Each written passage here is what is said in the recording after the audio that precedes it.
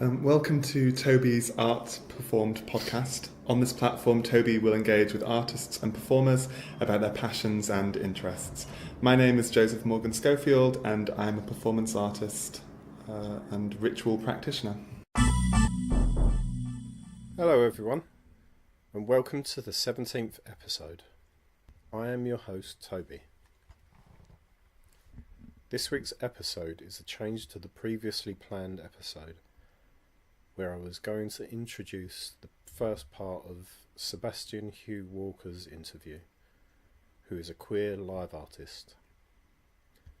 That episode will be published later this month or next month to coincide with a couple of performances he's doing. The current episode is with Joseph Morgan Schofield, a queer performance artist and a ritual practitioner. Next week, on the 8th of February, he is curating the second of his performance nights called Future Ritual at the VFD, formerly known as the Vogue Fabrics, Dalston, on 66 Stoke Newington Road, the details of which you can find on the podcast show notes below. This week, more than any other so far, it would be an injustice to summarise what Joseph has to say on ritual performance and resistance from normative attitudes. So without any further delay, here is Joseph.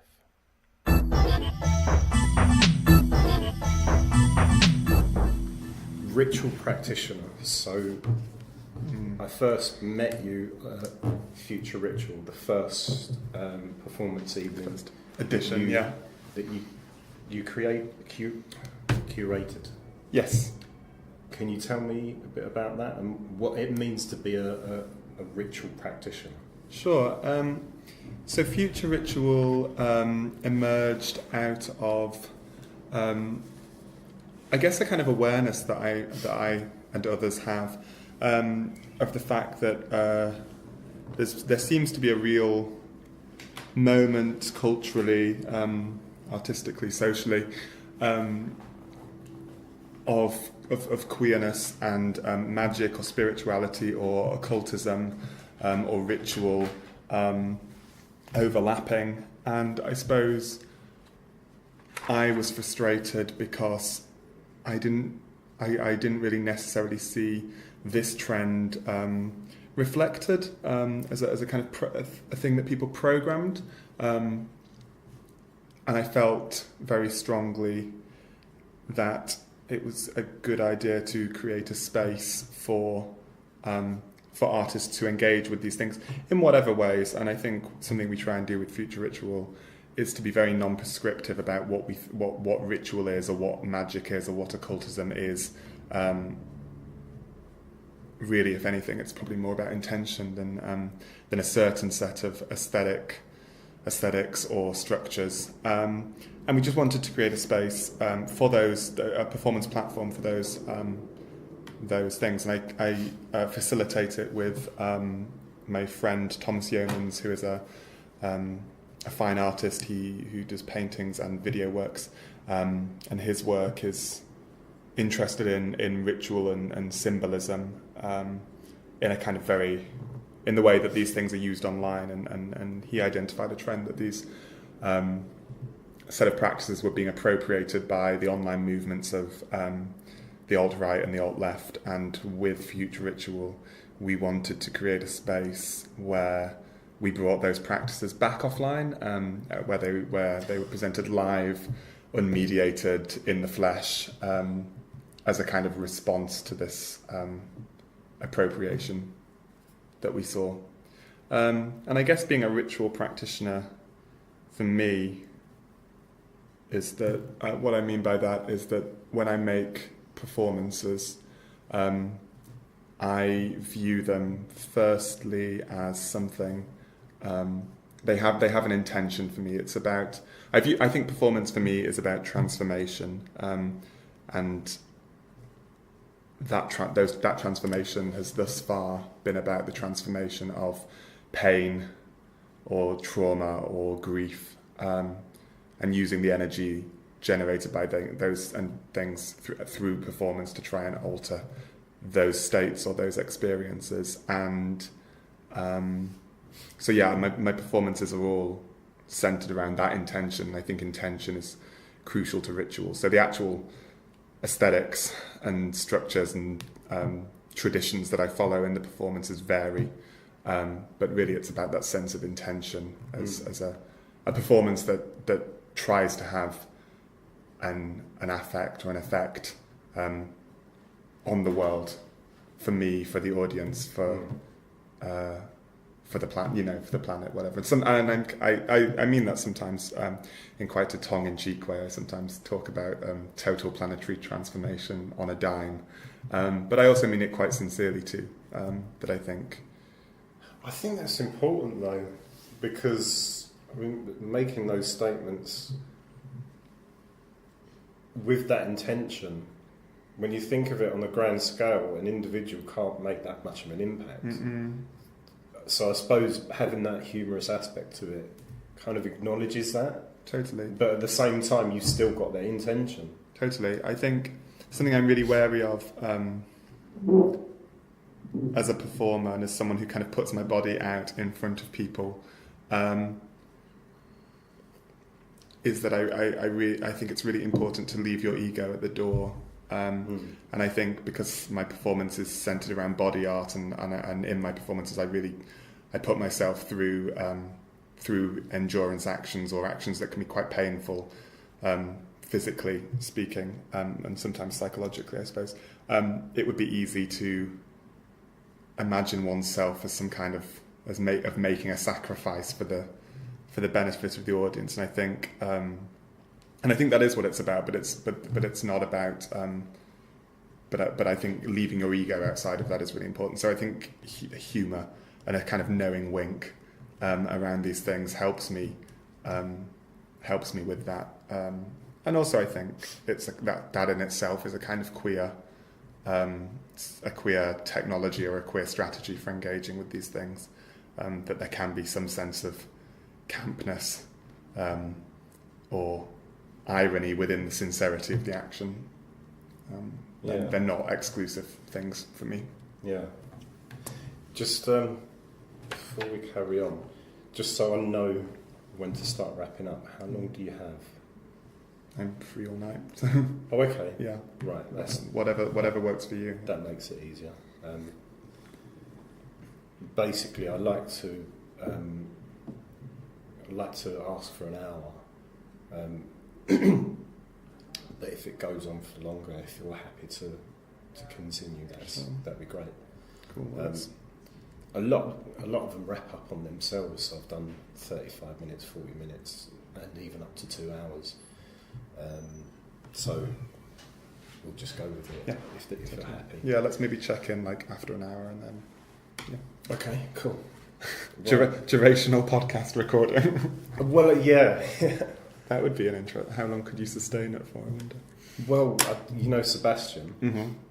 I interviewed him for 2 hours and we could have gone on all day. Yeah. And it was a brilliant interview, but he was he had to go. Right, where do I want to go from? Right, I've confused myself now. So if we go from, I've just written some, I'll go from what I've written. So can you just talk a little bit about, you mentioned that ritual space, online space, has been appropriated by the alt-right and the alt-left. Mm-hmm. Now, I've heard a little bit about this. I don't know if it's the same thing as you're talking about. Can you talk about that a little? Just so I've got me and the listeners have an idea of. Yeah, absolutely. I mean, and let me hold my hands up and say that I'm not an expert about this. This is more more of Thomas's research than mine. But the alt-right is a community that has sort of grown online, particularly in America, around the election of Donald Trump, and I think we're seeing the ways that social media is and not just Facebook and Instagram, but also the sort of forums and Reddits and all that sort of thing that I really don't really engage with at all. So there is this whole thing of meme magic, which is where, and again, I don't know how tongue-in-cheek it is, or how sincere it is. Maybe it's a little bit of both. But there was this meme of Pepe the Frog, and that they somehow equated with Donald Trump, and they felt, and I think I'm right in saying that they felt like the more they reproduced this image of Donald Trump, the more powerful and the more powerful he would get, and the more political successes he would have during the election campaign. And there are sections of the internet that claim that their practicing of meme magic and their use of this Pepe the Frog imagery are responsible for the election. And I think, in a way, you can't really argue with it, because you can't. I know it's ridiculous, but you can't disprove it. You can't disprove it. And if you think of it, I always think of ritual and magic as not necessarily about supernatural forces, but I think it can be about those things, but as about intention and as about ways of transforming the world. And I think what you saw with that election was that the more, the reason he was elected possibly is because of just the vast amount of media coverage that he was given, free media coverage, by being outrageous. And I think what they're saying with this meme magic and Pepe the Frog thing is that, in a similar, the argument they're essentially making is the more you recreate an image, the more, or an icon, the more powerful and the more it gets. Where you say about the distribution of his image on the media, even if you don't believe in magic, it is kind of right, because I mean, before he got serious attention on the internet, all I knew him for was being a very rich, horrible businessman, and I didn't really know much more than that. Now I know kind of lots, and too much. We know too much. Yeah. But then you've also seen really interesting forms of resistance kind of crop up against him. And there was this thing, I don't know, it was after the election, but maybe before the inauguration, or maybe it was just after he'd been inaugurated. But there was that thing that spread around on the media that was like essentially like a Tumblr page about how to cast a spell to like negatively impact Donald Trump. And the idea was that it would be kind of a witch's day of action, or evening of action actually, where like if this spell was practiced by enough people around the world, maybe he would fail in some way. And lots of people did it. I did it, and as terrible as he is, he hasn't really been able to actually achieve all that much, and the whole thing is falling apart. So you wonder if, just like we can't disprove Pepe the Frog, maybe we can't disprove Tumblr curses.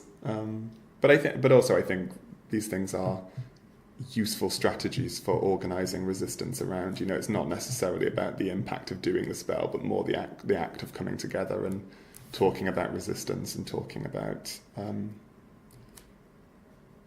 fighting back and finding creative ways to do that and forming communities to do that. I think you could look at it either way. But I think the sense of the protest witch movement is a really interesting thing. It's something I want to at some point do more about. I've kind of have this fantasy of like starting a community group essentially of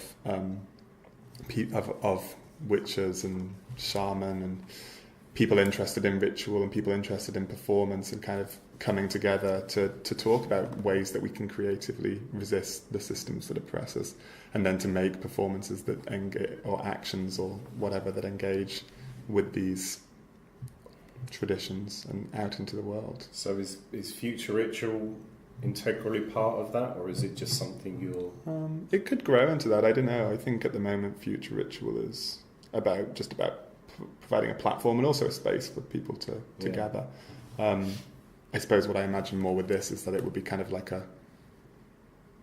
not something necessarily done in front of an audience, but done as a group together, and then done in Parliament Square, or Oh, okay, yeah. or outside some bank or something. Yeah. I don't know exactly, and I think it would be in this hypothetical group. It would be really great to have something that was kind of community led. I think. Yeah.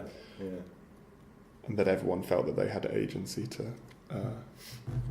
to pick the targets, or not pick the targets. But that's just like one of my like fantasies. What is art for? I think that's like a. Now, I forgot to write down what you said about future ritual on your website.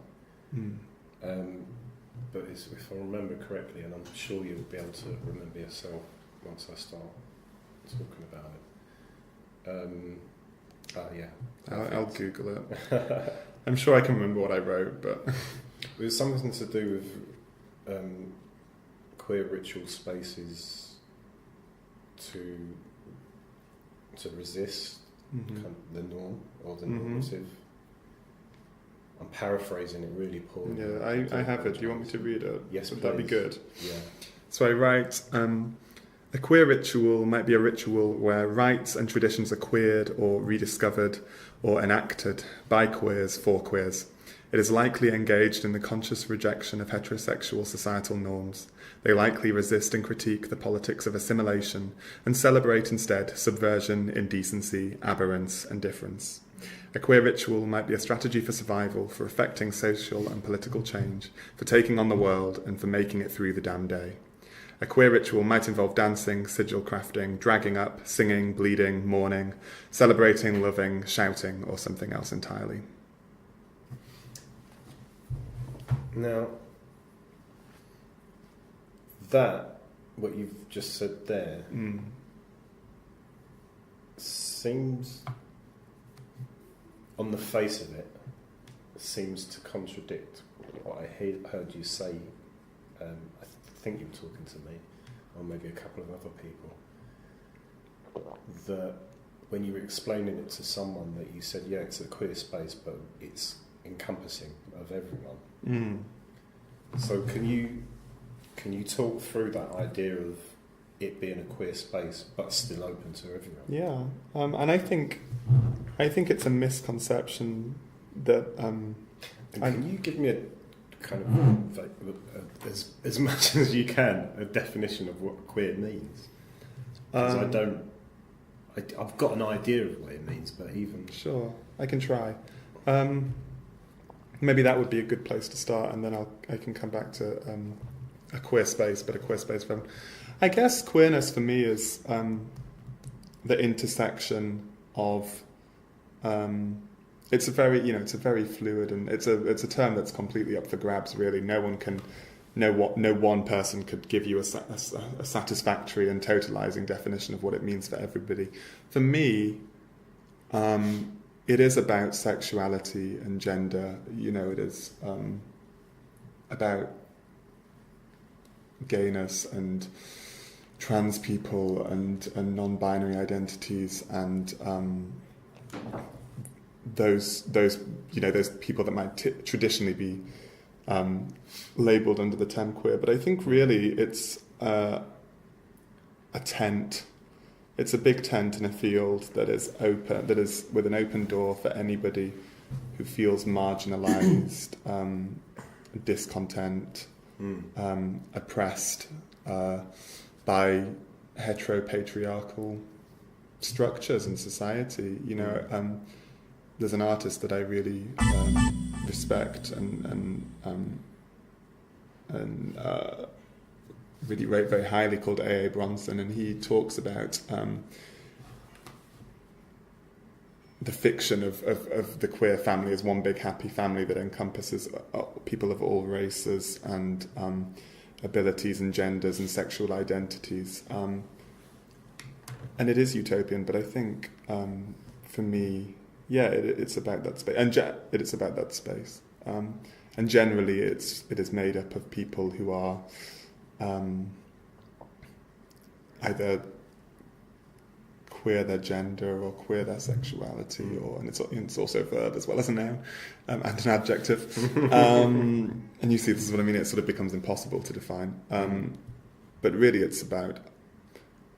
For me, it's about community, about space to be different, and about active resistance in whatever way you feel like you want to do that. And I think nobody. And I think it's very difficult to be the arbiter of who is queer and who is not queer. You know what I mean? It's sort of a category you have to self-identify as. And I think, if you think I'm queer, then you're queer. You know what I mean? And if you worry, am I queer enough to be in the queer club? Then you're probably queer enough. Okay. And I'm sure lots of people would take issue with that definition, but that's what it is for me. And also it's about the intersection of identities, of kind of gender identity and racial identity and sexual identity and class and ability or disability. Yeah. So I guess what I'm talking about with the queer space is that I mean. What I mean is it's shorthand for queer-led space, in that this is a space where we firmly identify ourselves, Future Ritual is a space where we firmly identify ourselves as in opposition to heteropatriarchal structures. We are in opposition to the politics of austerity. We are in opposition to racism, misogyny, transphobia, homophobia. And in direct opposition. To all of those things. Potentially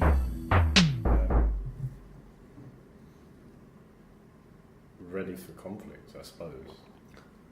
Yeah. Unless, of course, you're already in conflict. I think for a lot of queer people, every day is conflict. Yeah. It's not open warfare, but it's. Yeah. But it's. Yeah, I think so. And I don't necessarily know if that conflict means physical violence, but really, really against those structures.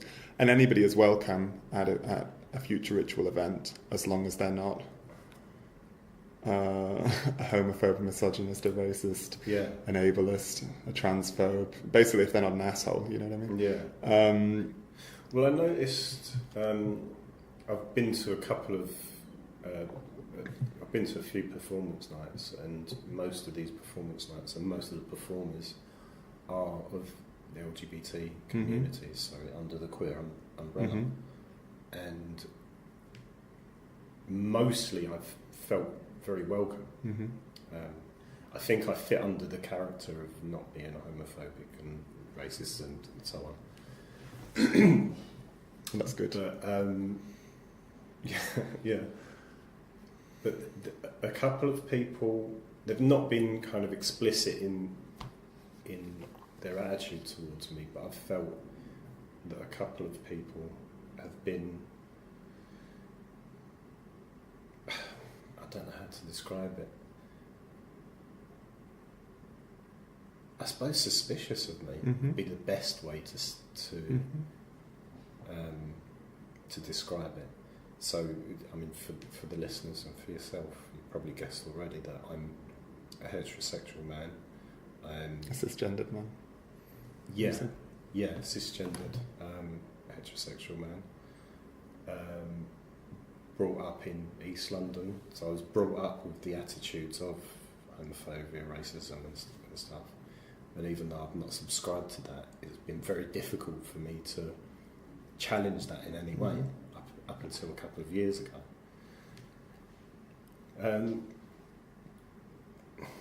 Can you think why people might be kind of still suspicious of me? Because I don't know if I'm coming across as potentially dangerous or... do you know what I mean? Yeah, I would. Because you don't seem to have...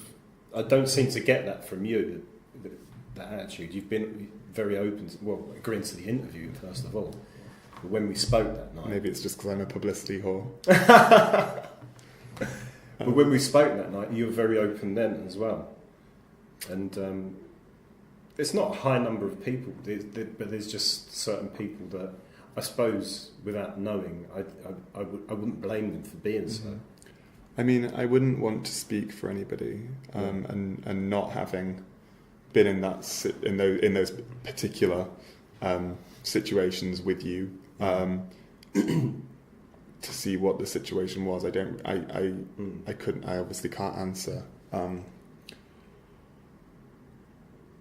emphatically, but I can imagine that, you know, if you are a queer person and you have experienced misogyny, racism, transphobia, whatever it is, from people outside, from people on the street or people outside your community, as many of us do on a very regular basis, it's very easy to be suspicious of people, and I think it's very easy to be, particularly, you know, cabarets and performance nights, like you say, are very often queer spaces, or try to be, or seem to be.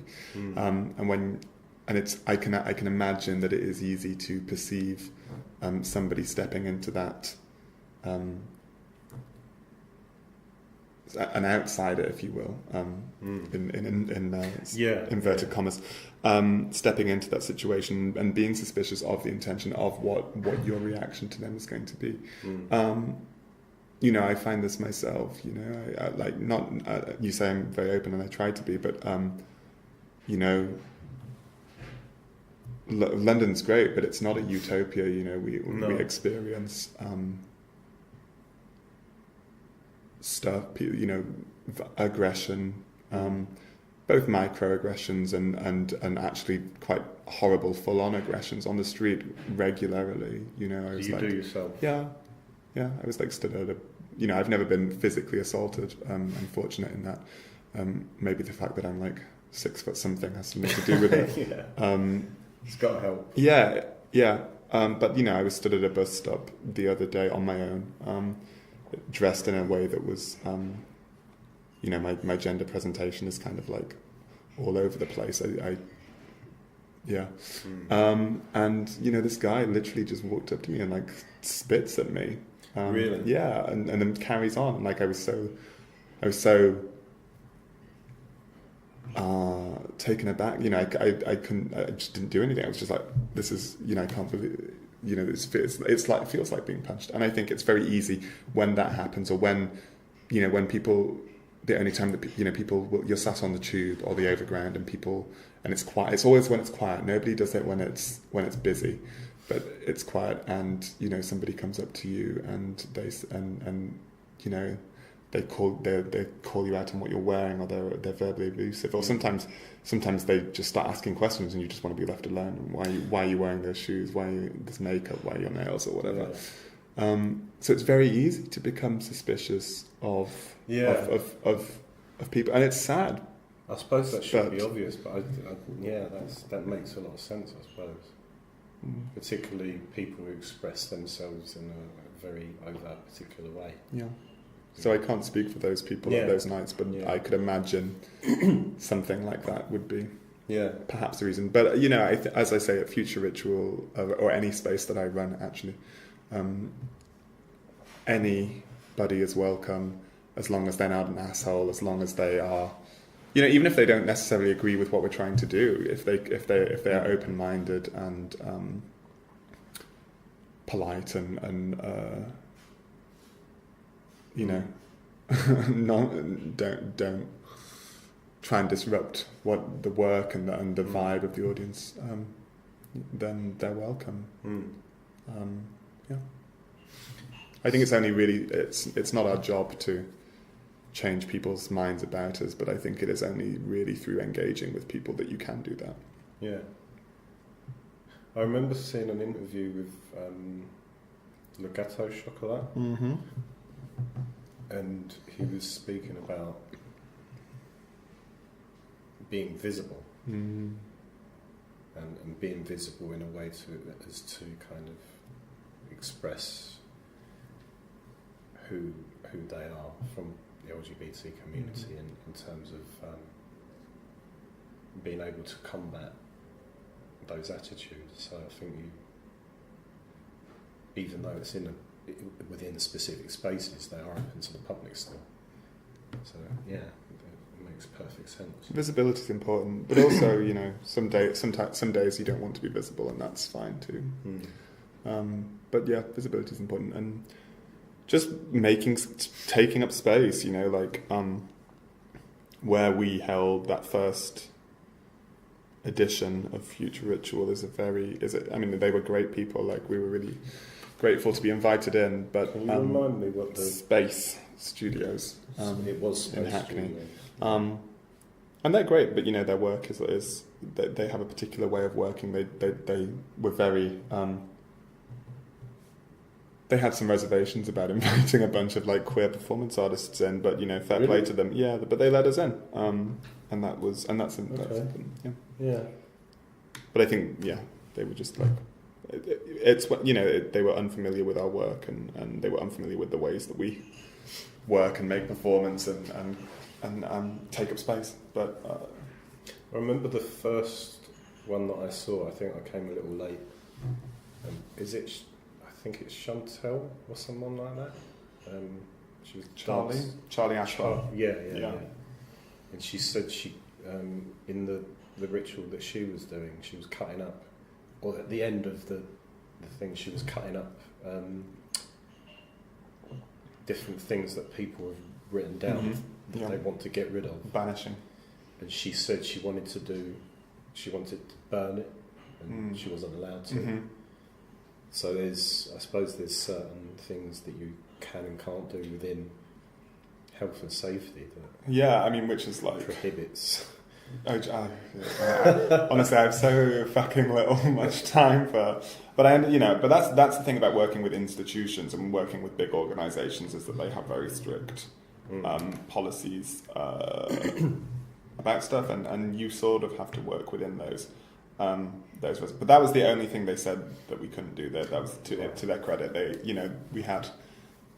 We had somebody made a piece that you missed the first piece, I guess, but it was an artist called Iris Madariaga, who made a piece using her menstrual blood that she'd been collecting for a while. Oh, okay. I did my piece with the piercing of my head, and that involved blood, and we had a lot of messy fluids, and so they were very good, really. But it's I also think as a young artist, or as an emerging artist,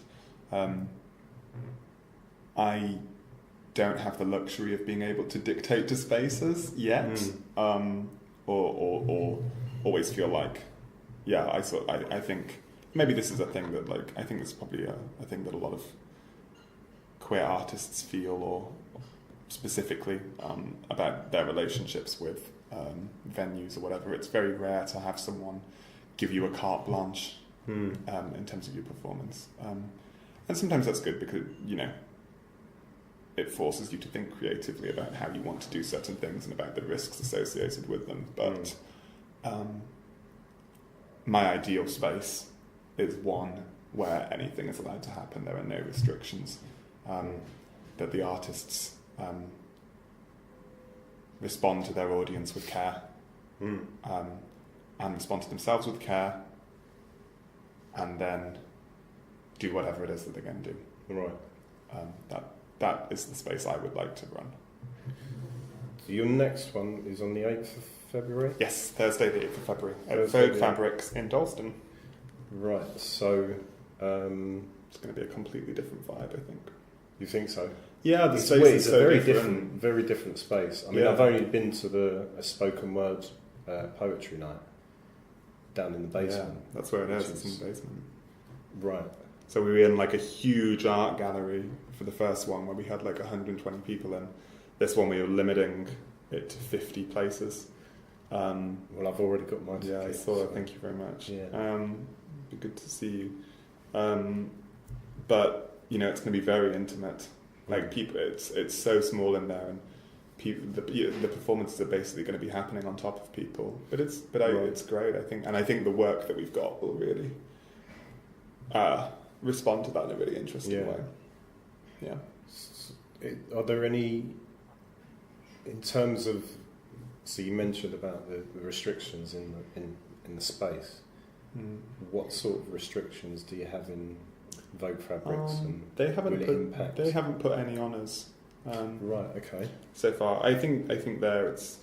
I mean, this is like a really boring thing to talk about, but that is a very queer-centric space, and we're really glad to be performing there. But because it's small, there's a limit to how many tickets we can sell. If there's a limit to how many tickets we can sell, that limits our ticketing income. That limits how much I can pay my artists.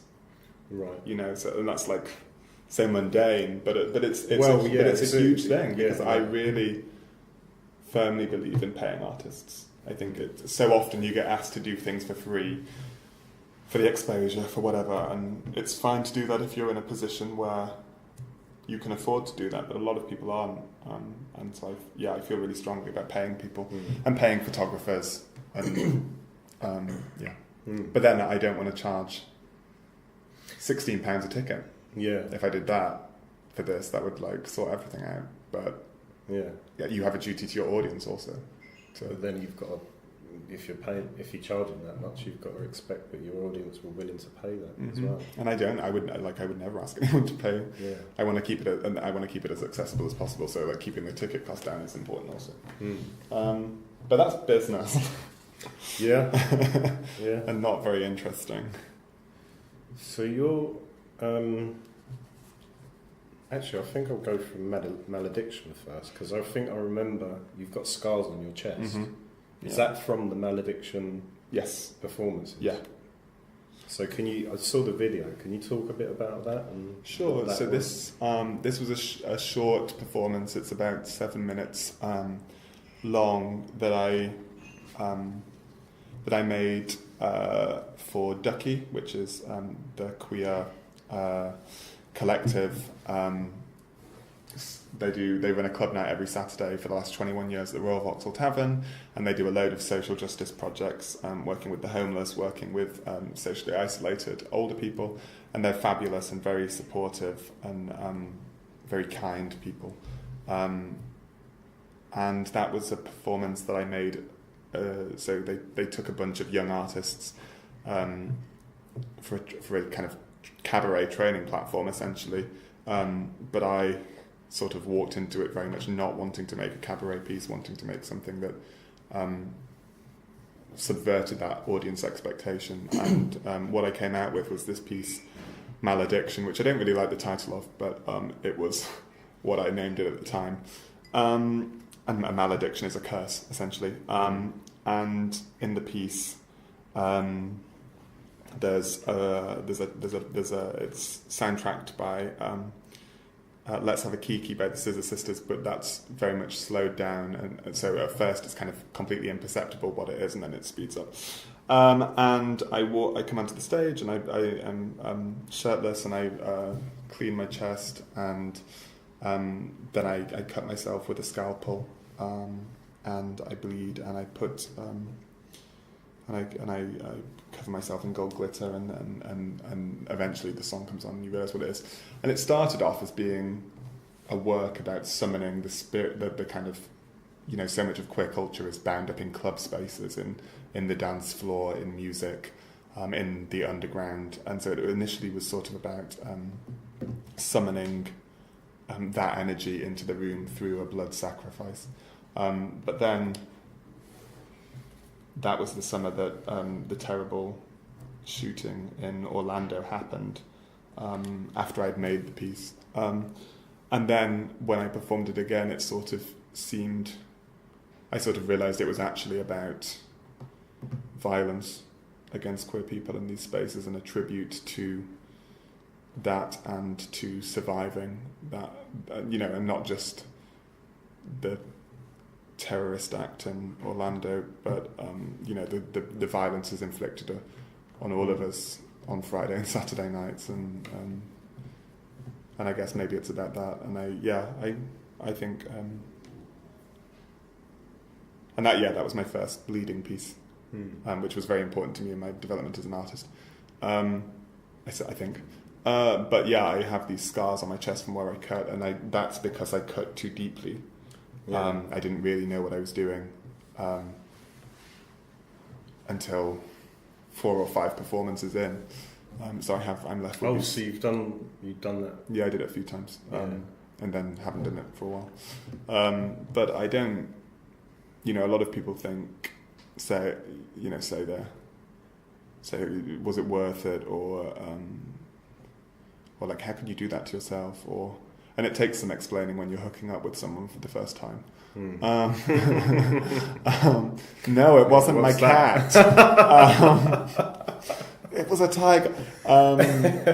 But I think life leaves marks on your bodies, and my art is about my life and about other people's lives, and thus it leaves marks too. And just those scars are visible, other scars aren't. So I don't mind them. They're if it doesn't sound too ridiculous, I suppose I sort of think of them as like a kind of map or cartography of experience, I suppose, really. I think they're kind of beautiful in their own way. So you talked about doing this performance in Ducky, and you've also worked with David Hoyle, is that right? Yes. Yeah. So I don't know much about Ducky, but as you say, it's a very cabaret-led performances, and so similar to what David Hoyle does in terms of cabaret performance and stuff. And what I saw of your performance, plus the video that you did, my performance at Future Ritual. At Future Ritual, yeah.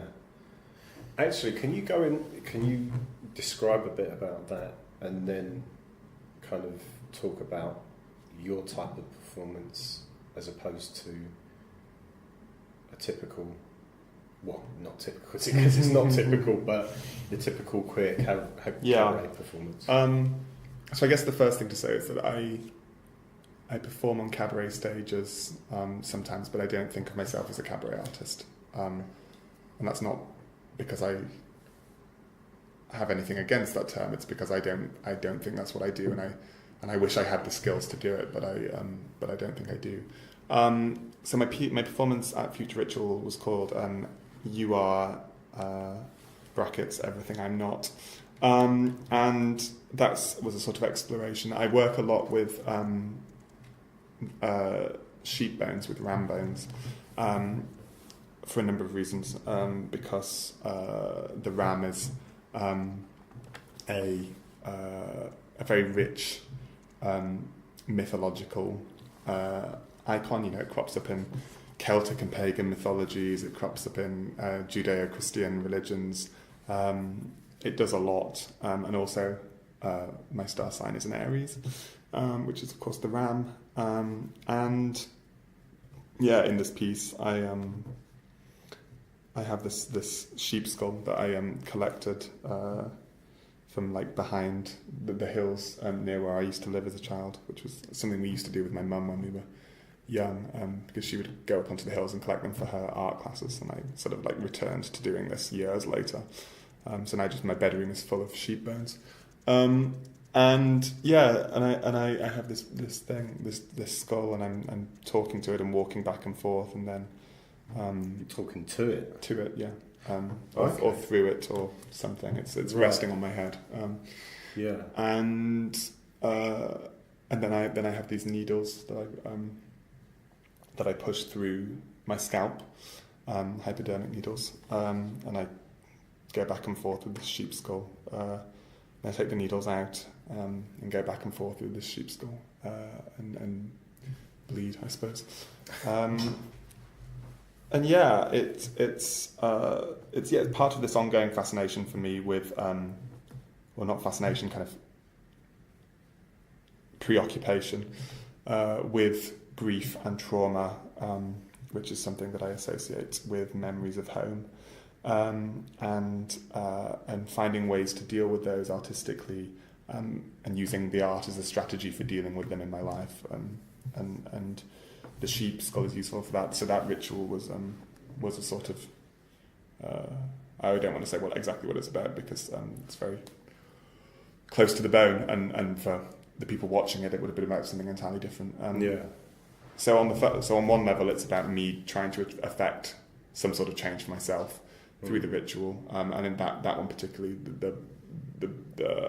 the needles were sort of I guess there was a transfer of energy. They were the horns of the ram growing out of my skull. Right. Okay.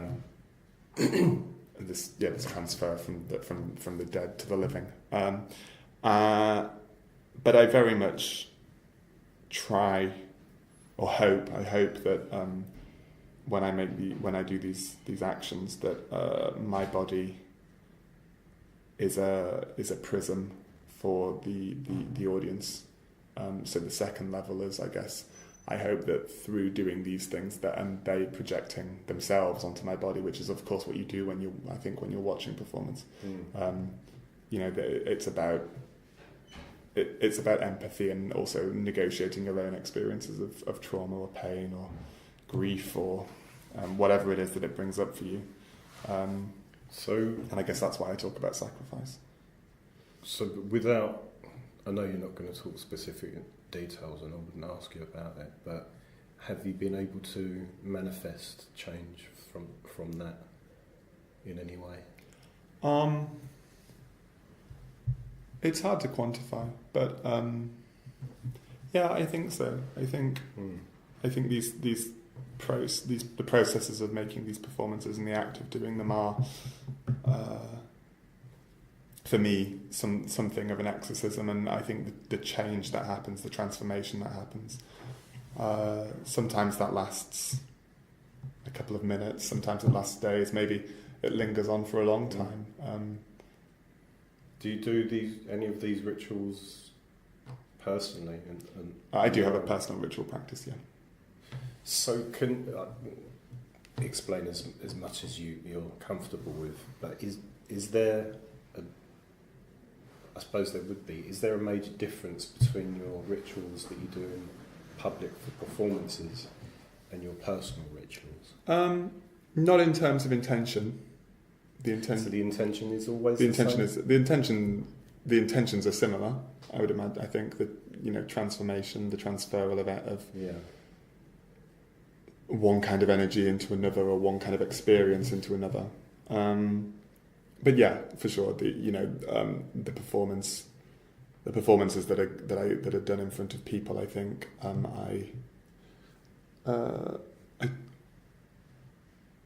there's a level of symbolism and metaphor and showmanship, and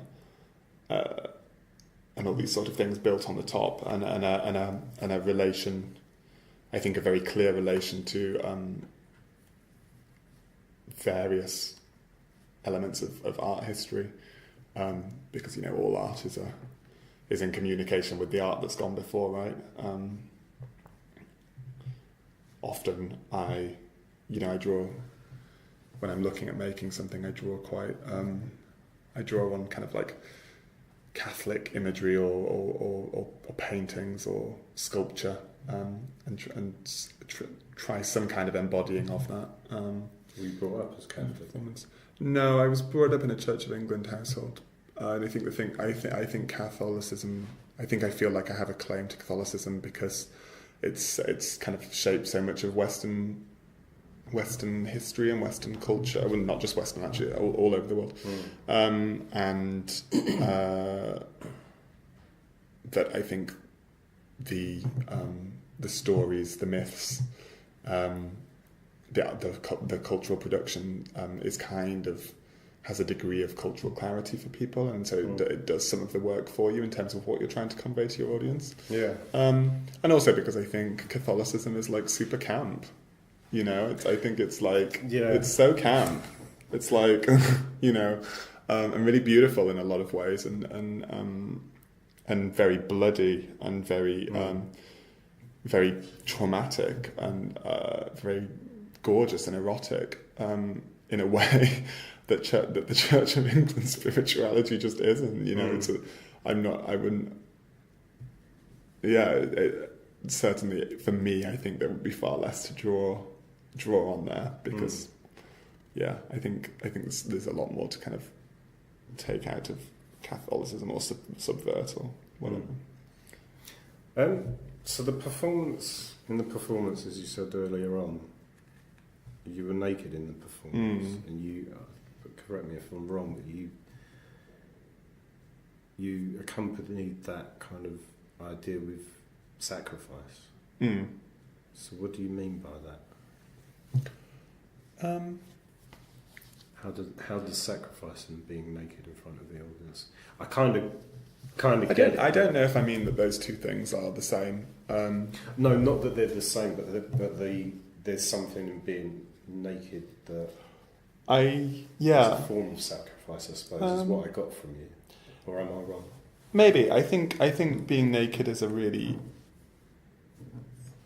easy way to make yourself vulnerable before people, and to just be kind of.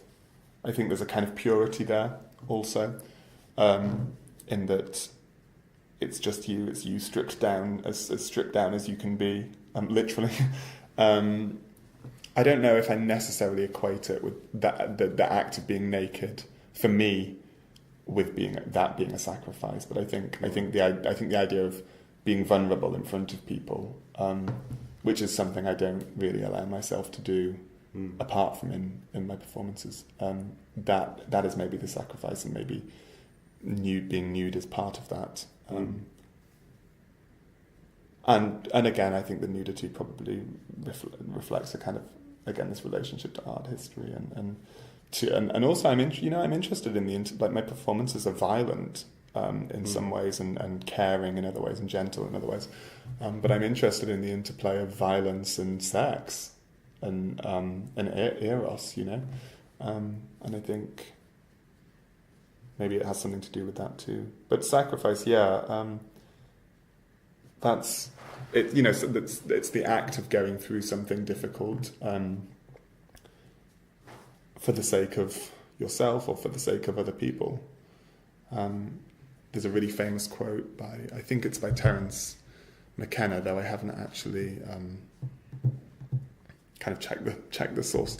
But the quote is, "The shaman is not just a sick person or a mad person, but someone that has experience, that has gone through, has kind of found their own way through sickness and succeeded in healing themselves." And I don't think I have succeeded in healing myself, but I think I'm trying. So that there's a process there for me, and that process is painful. But also in giving your body to the audience and giving this painful, this really often quite horrible experience for me as a performer, to people as a gift. And as I said earlier, I think it's really important to leave ego outside of that, which is why I always acknowledge that it is doing something for me also. It's for me and for you, if you choose to accept it. And you don't have to. People walk out. That's fine. I actually noticed there was a guy, I think he was Australian, sitting next to me when you were doing that ritual, and when you were doing using the needles, putting the needles in your head. The guy sitting next to me, he didn't get up and walk, but every time you put the needles in or took them out, he grimaced and kind of hid his eyes. He tried not to do that too overtly, but it was him being next to me. It was very, very obvious. And that's fine. I think it's these things are difficult for people to watch, and in some ways, that reaction is kind of great because. So often I think as a society we're desensitized to violence, and there is something about putting these acts of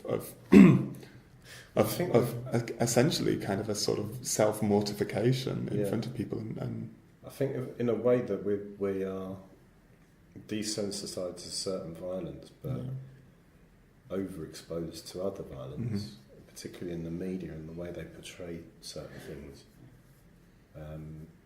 like the recent terrorist attacks. Over the years, we're exposed to so many very visceral, violent things that kind of don't equate to the real experience that we're getting. Absolutely, and we can, there's a sense of actually, I think, kind of getting bored by these images, right? They just sort of become so mundane, and so somebody's arm blown off lying on the pavement, and so what? I think. Yeah. Maybe there's something about putting people in a room and even these very small acts, reminding them of what it is to watch a body do that. I don't know. Yeah. But yeah, I think as a society we're desensitized to all sorts of things, not just violence. I think violence is possibly the obvious example, but of physical violence. But we're desensitized to. It seems like we're increasingly desensitized to racism and increasingly desensitized to bigotry of all sorts of forms. If you persisted to the end, I think you'll agree that Tuna and Seda are engaging and have given me lots to think about, not only in terms of my podcast and interest in art, but in my life too. Please remember the performance night, Turkish Delight, at the Glory on the 1st of February, where they have queer performances in Turkish and English. You can find the details on their Facebook page. The next episode is Sebastian Hau-Walker, who talks about live art, the Mexican goddess, the holiest death, and much, much more. He was also the sound recorder at the previous Future Ritual performance at the Space in Hackney on the 15th of December. The next one, which I'm not sure if he's involved in, is on the 8th of February at the Vogue Fabrics in Dalston. That I went to the last one and I had a fantastic time, and there's going to be lots more performances at the next one. Slowly, because I can't really move my legs, and one by one or handful by handful, depending on the duration of the piece. And I carry them to the end, and I bless them, and then at the end of the piece, I reassemble them into not a sheep, but not a human, some sort of remains, and I bless them, and then I cover them and I bury them.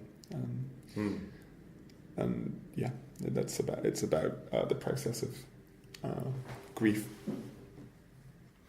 So, a lot of what you're talking about within these, or what you're trying to convey, is a lot to do with transgression. Am I right? Or it includes transgression. Yeah, transgression's a part of it. Yeah. So the sacrilegious, yeah. I suppose, the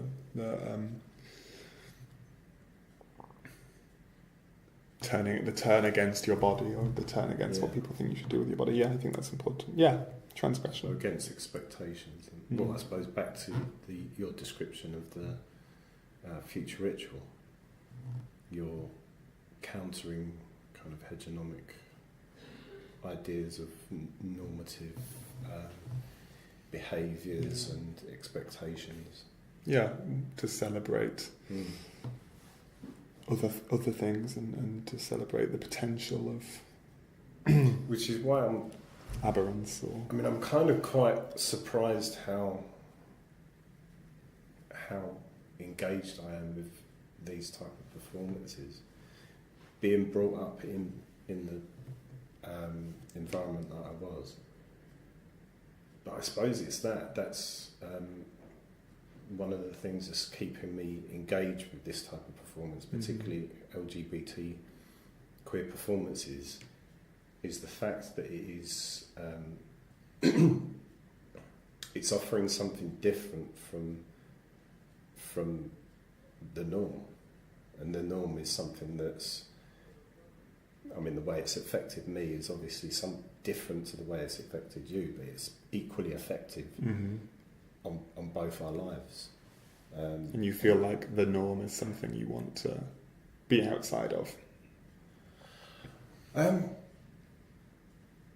Would you say? Well, not necessarily, but I am. Mm-hmm.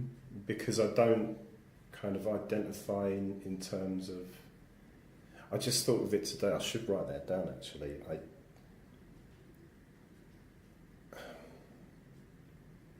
I don't subscribe to the attitudes, or I don't make up my identity by what I am not. Mm-hmm. Even though I've kind of been indoctrinated in this way, and that even though I've not subscribed to it, I've felt I had to go along with it. Mm-hmm. But thankfully now, more than ever, I'm able to challenge those attitudes, and especially within myself. I think that's the most important thing with me, Mm-hmm. is that I don't have to subscribe to homophobic ideas or racist ideas or misogynist ideas. And even though I don't know that much about queer identities, and I don't really know anything about trans identities, I don't have to take a stance against them, because it's irrelevant, it's pointless. Exactly. My identity is not any longer dependent on those attitudes. Mm-hmm. Again, which is why I'm so fascinated with queer performance and LGBT performance.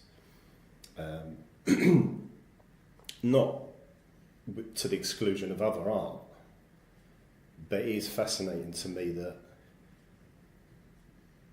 I identify with the attitudes and the ideas and concepts within the art that you yourself and others produce and communicate.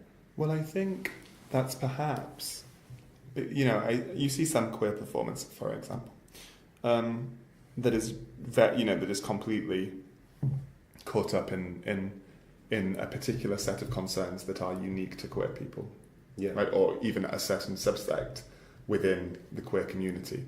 But a lot of performance, even if it's, I think, overtly talking about one thing,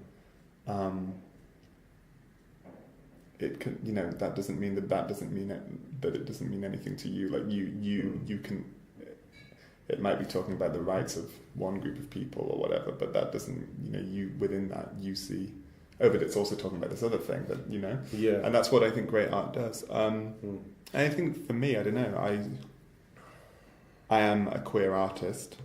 That is completely central to my sense of self and my sense of how I engage with the world. But I don't think my performances are just for queer people. I'm personally speaking, I'm going after the big ones: mortality, divinity, exactly. transgressions. So I do that with a queer lens because that's who I am. Yeah. But that doesn't mean that everybody is. There's a universality there. Actually, I think.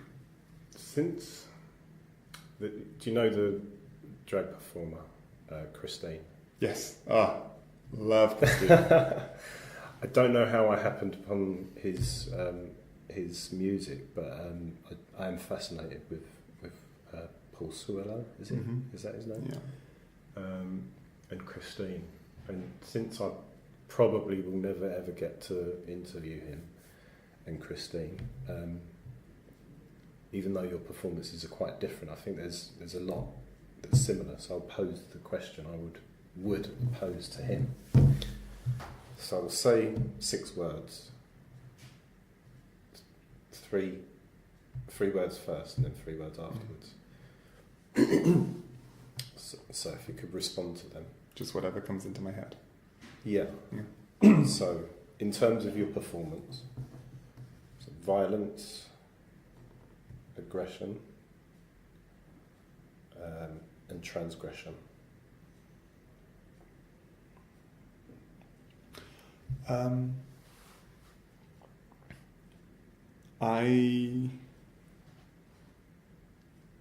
Yes, violence.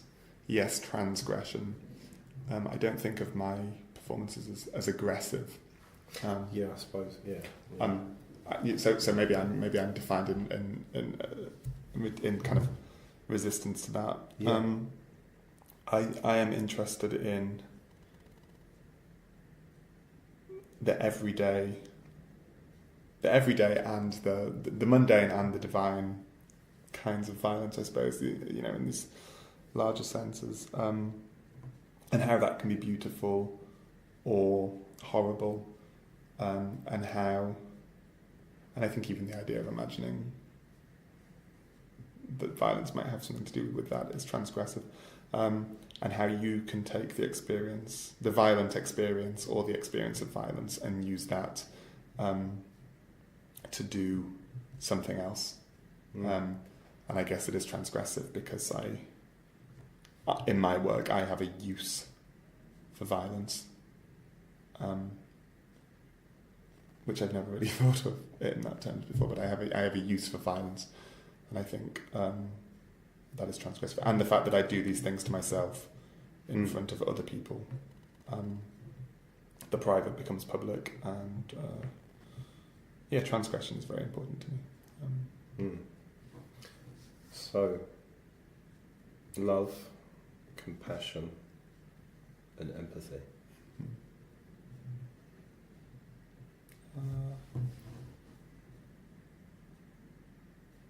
Those two, I think.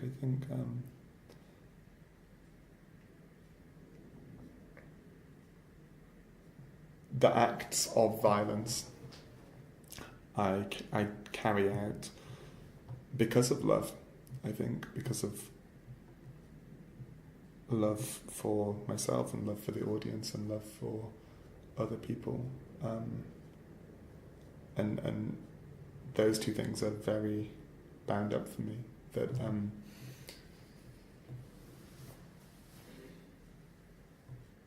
that you can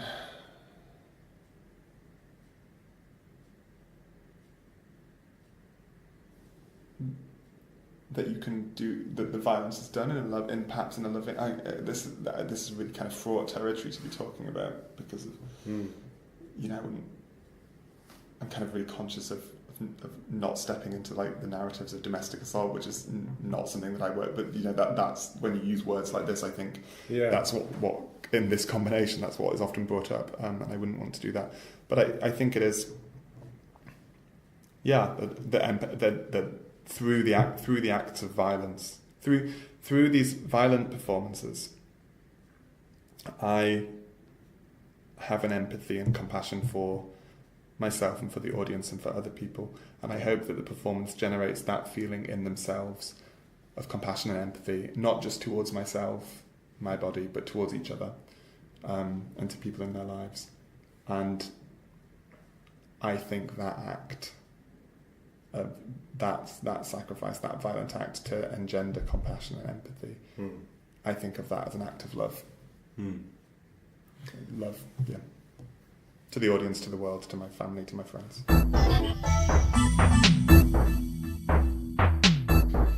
Isn't it funny how just the act of talking about is so great? That's something I really appreciate about art, about watching it and making it. It's the provoking of not necessarily the provoking of discussion, or the invitation to discussion that it somehow seems to give to people. Well, most artists like yourself have been really open to engaging about their art and what it means to them and what it potentially means to me as well as a audience member. That's why I like performance art so much, because it doesn't just leave me as a spectator. You are implicit in the even if I'm doing nothing but watching. Tobi, I think people have this conception of performance art as a kind of elitist thing, or I think there's the potential for that. I think the art that I've seen that I like is definitely more welcoming and inviting. I agree with all of that. I think there is this there are platforms and whatever else that do it in a way that is elitist and that is exclusionary. But I think if you can set up a platform that doesn't do that, and people can get over the initial, why would you do that with this to that sort of like that initial like, I think for a lot of people their first encounter with performance art, they either have a reaction, depending on what it is, of disgust, or they want to ridicule it. But I think once you get past those kind of very initial like gut reactions, I think because it's a thing done with bodies in front of other bodies, it's very democratic and very accessible. Well, that leads me on to talking about the night, but the future ritual. There's a couple of performances that I won't speak specifically about because I'm engaging with them in a critical way. And I didn't particularly like those two performances. However, I'm not going to name them or describe them. And I don't actually have a problem with them being there, but it's my relationship to that. So there was two performances that I didn't really want. No, it's not that I didn't really get. That I was in a different setting. I wouldn't have stayed around to watch them. One was particularly kind of emotionally painful, and I knew what the person was expressing, and I understood it, and I knew how to engage with it, but it wasn't directed towards me as a heterosexual man. It was a very very painful performance, actually. But there's something about that night and how you kind of curated it that I was able to kind of sit there and, in relation to these two performances in particular, I was able to accept it and kind of say to myself, well, they have a right to express themselves. Do you know what I mean? In any other situation, I wouldn't have watched them, but I found not that I have any right to say that that's legitimate them, because the performances are not for me to legitimate, but within myself I could say this is not for me, but this isn't a problem. Do you know what I mean? Yeah, totally. And also with your performance, I was surprised how unbothered I was with your nakedness, because usually I wouldn't have. If someone said to me like 5 years ago, do you want to go to performance art where someone gets naked and says weird things to a skull, I would have said no fucking way. But I kind of got it. Do you know what I mean? I think that, yeah, with the nudity, I think, you know, even if you have that kind of, if you are someone who's uncomfortable with nudity, then it probably is quite difficult to watch a nude person for 20 minutes or whatever. Contextually, it kind of makes sense. And I think in performance, like, you just get over it. You know, there's maybe 2 minutes at the start where you're like, oh, you know, do I have to watch this or what? Yeah. And then it just melts into the background. Maybe, I don't know. That's how it is for me. I think nudity, watching, and being. And I think something we when you have a night of 7 performances or whatever we had, I think we had 7. You know, we don't expect that everybody is going to like every single one. But I think that sort of awareness of your own reaction to it is really interesting. The sense that it's not for me, so I'm just going to process it. But that's kind of going to be the end of my reaction to it. Is fine. I think it's fine to not like things. Also, this is, I think, something we come across all too often, where you take people to see things and they say, I didn't get it, I don't like it, I don't want it. That reaction is fine. That's a part of it too. Or because then it makes you think, what is it about this that I don't like? What does that say? What does that reveal about me to myself? Which is a really interesting one of the things I find so important, especially with those two performances, is that kind of the realisation that it's important for those things to be expressed, regardless of, I don't even know how many people, one of the performances, I don't know how many people actually engaged with it. The other one, there were lots of people shouting and screaming and really into it. But I think what I got from it was that it is important for those stories, those rituals to be expressed. Those voices to be heard, and that space to be taken up by those people. Yeah.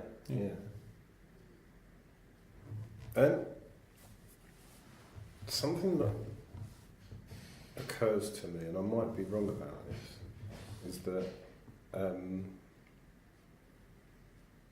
I think you mentioned, or you said something about that made me think this. There's something in your past where you grew up that's very integral to your performances and your art in general. Would I be right in thinking that? I'm guessing you don't want to engage with that. Yeah, not really. Again, I don't. However you're comfortable. I don't want to talk about specifics. Yeah. For two reasons. One, I emotionally don't want to talk about specifics, and also secondly, because I don't think the specifics matter to me. But the specifics do matter to me, but I don't think they need to matter to anyone else. And I think to see the work, you don't need to understand the exact reasons, the exact traumas or pains or whatever that I'm dealing with, because it's about your traumas and your pains, and you project them onto my body, I suppose, is what I hope happens.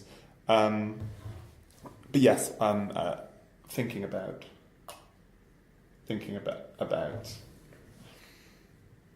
there's a great line in a book of performance scripts by this guy called Tim Miller, and he is an American performance artist who's been active since the late 70s.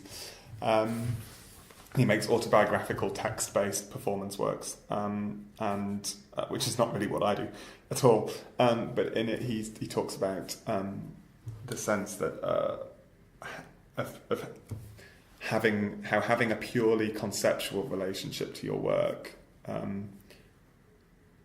Many people don't have the luxury of doing that. So you're right that there is something that I'm processing in my performances, that I and my life, and in various other avenues. I'm not able to have a purely conceptual relationship to performance or art. It has to grow out of something that is real to me. I have to be working through. Yeah, I have to be working through something. That's how I make. It's not how everybody makes. It's how I make. And that's what's brought me to art. That's what I find so fascinating about art, and why I love the experience of being in the audience of a performance. It's that visceral element. These are real things. Real things are on the table. Real things. Exactly. Yeah, and that is kind of I think a not completely unique thing about performance art, but it's one of the things that it does so well, better than many other kinds of art. But yeah, so for me, I am thinking through things to do with home, and I draw upon experience and biography to craft my performances. The fact that I use sheep bones as opposed to cow bones, or whatever it could be, is because of specific experiences and specific histories. But you don't need that context to... You might need that context to understand why I personally make the work, but you don't need that context to understand the work, if that makes sense. Tanya Tagaq? I don't. She's an Inuit throat singer. A non-traditional Inuit throat singer. When we finish the interview, I'll get it up on your... It's a YouTube video. I think you'll love it. Love that, yeah. Looks nice. It's really interesting. Tanya Tagaq. Yeah. Yeah, I think for me it's I think of two things that I was taught by two teachers, obviously, but people that I had, mentors that I had. And the first is a performance artist called Lois Weaver, and she has this saying where she says, "The only way home is through the show." And the second is another artist called Stacey Makishi, and she talks about, in how she makes her work and how I made my work. She was like, you got to see the wound, and you've got to just like dive into the wound. You've got to like rip it open and go head first into it, and see what happens, and that's what you're gonna have to do, and then I guess through that experience maybe you will get home, or maybe you will get somewhere, and I think about that a lot, this idea of going into the wound. And I think it comes back to this, like, the shaman thing. The shaman is a sick man or sick person who has been healed, and has healed themselves by going into their own sickness, by going into their own pain or trauma or illness, and finding a way through that. So that's often how I think about like the process of making, for me, going into the wound. Yeah, fascinating. Yeah. Thank you so much. This has been absolutely Thank brilliant. you. Is there anything more that you'd like to say? I think I've probably said enough. Yeah. This has been brilliant. It's been absolutely brilliant. Thank you very much. Can we end by talking about your next, the next future ritual? Yeah, for sure. So I'd talk love a bit about, say, the address, the date, the website, and a bit about the performances and the performers. Mm-hmm. So the next edition of Future Ritual 2, will be held on Thursday the 8th of February at VFD in Dalston, which was formerly known as Vogue Fabrics, and it's on Stoke Newington Road. It is starting around 7:30, but that's probably like a queer 7:30, so what I mean is 8 o'clock. But get there at 7:30 so you get a seat. When I say seat, I mean you sit on the floor. Yeah. There's... How many performers do we have? We have Antonio Branco and Ricardo T, who are doing their piece Burning Pricks. We have the drag artist LSD. We have Cinder Ash, who is a musician and ritual practitioner. We have Neo Fung, who makes these really amazing, visceral, I don't really know how to describe them apart from to say that they're sort of become beast, become swamp thing, become urban jungle in their body. We have Laura Burns, who is a really fabulous artist and ritual practitioner, and I will be doing something also. So it's the 6 of us on Thursday the 8th at Vogue Fabrics. Tickets, there's a Facebook event, Future Ritual 2, or you can go to my website, which is josephmorganschofield.com. And tickets are being sold through Outsavvy, though at time of recording, I think there's only 15 left. Right. There'll be lots more future rituals. Yeah. I don't know when or where, but I want to give ourselves some time off after this next one, because we've worked in 2 in the space of 2 months, which is a lot. But I think probably towards the summer, maybe May or something would be a good time. Fantastic. Again, thank you very much. Thank you. Brilliant. Very much. I did have a couple of other questions, but my brain never agrees with me, and I forgot those questions. Well, I think this is like also a queer experience, right? Where you come in knowing what you want to talk about, and then you just kind of amble down all these paths into the wood, and you get lost somewhere, but it's somewhere you didn't expect to end up, but here you are anyway. Yeah. So thank you again. Thank you. That was yet another interview that epitomises what I envisaged for this podcast. Engaging with people that I wouldn't normally engage with in my everyday life, but nevertheless people that I find fascinating, engaging,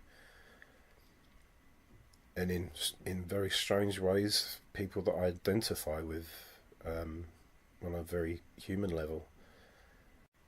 Particularly with Joseph, his thought processes, his in many ways his emotional defensiveness, but also paradoxically his very clear openness. And what he says about the importance of communication is a theme that comes up so many times, communication and community in general. So thank you once again, Joseph.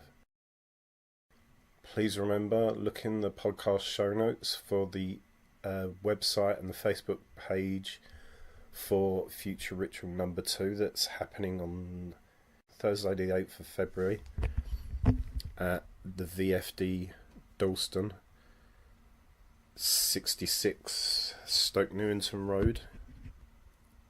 There may still be tickets left at the door. Next week I will be publishing an interview with Pete May. Now Pete May is a drag artist who goes by the stage persona Just May. I first met Pete at a screening of his documentary film Just May Does Jerry at the Margate Arts Club. In the documentary he attempts to meet Jerry Halliwell, his idol. In attempting to do so, what is revealed to the audience is what Jerry Halliwell meant to him and means to him as a gay man. The interview follows on from that initial meeting, and he discusses his ever-growing performance as Just May. So until then, goodbye.